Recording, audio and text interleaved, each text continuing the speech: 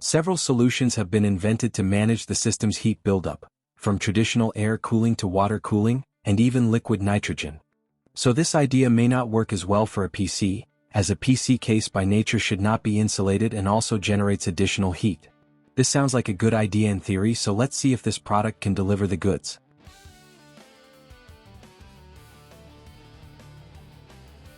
The box was shipped in a standard corrugated cardboard box with white packing peanuts. The product's box is an interesting design, to show off the unusual look of the air cooler.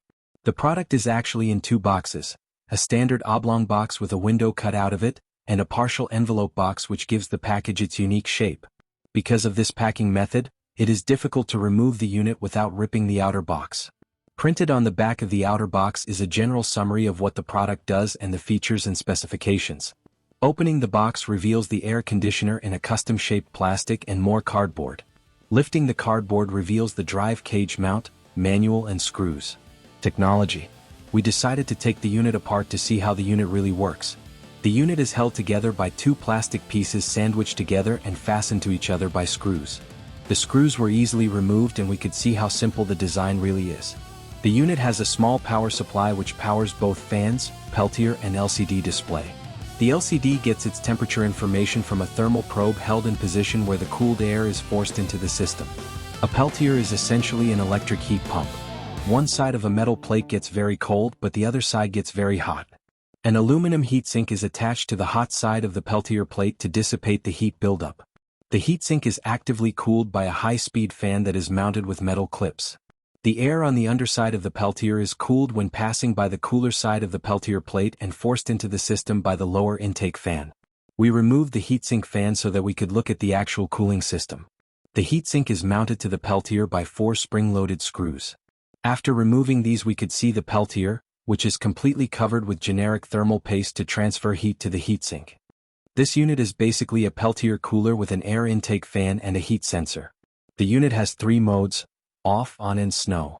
The lower fan turns on when switched on, only blowing in outside air without air conditioning and displaying the incoming air temperature. The peltier only kicks in when set to the snow mode, which also turns on the top heatsink fan, which has some neat blue LEDs and is extremely loud. Installation. The Waffer AirCon was designed to be hot-swappable, so the only part actually mounted to the PC chassis is the plastic drive cage. The cage's plastic mounting holes have no threading and are completely smooth, so you must mount the cage using the supplied screws, which have a rough threading to grab the plastic. Once fastened to the chassis, a Molex connector is attached to the back of the unit. Waffer recommends using a dedicated power line, since this air conditioner can suck 50 watts or more. It is recommended to choose a drive bay that does not have any devices above or below it, as the AirConn device itself will block those devices. Once the drive cage is installed, simply slide the main unit into place, much like any hot-swappable hard drive. The power is automatically coupled and is ready for use. Just make sure the power switch is set to off before connecting. It even has a locking lever to prevent accidental removal. Testing. We tested the Waffer AirCon in a modest system that could still benefit from additional cooling. Our Athlon XP2000 Plus system was attached to an all-copper Thermalright SLK 800U and had 180mm exhaust fan. We left the air conditioner on snow mode for 1 hour before taking any measurements to give the unit a chance to do its job. When snow mode was turned on, the plus 12V, -12V, plus 5V and -5V lines all took a 1 watt hit. The dip in the monitoring graphs occur when snow mode was turned on.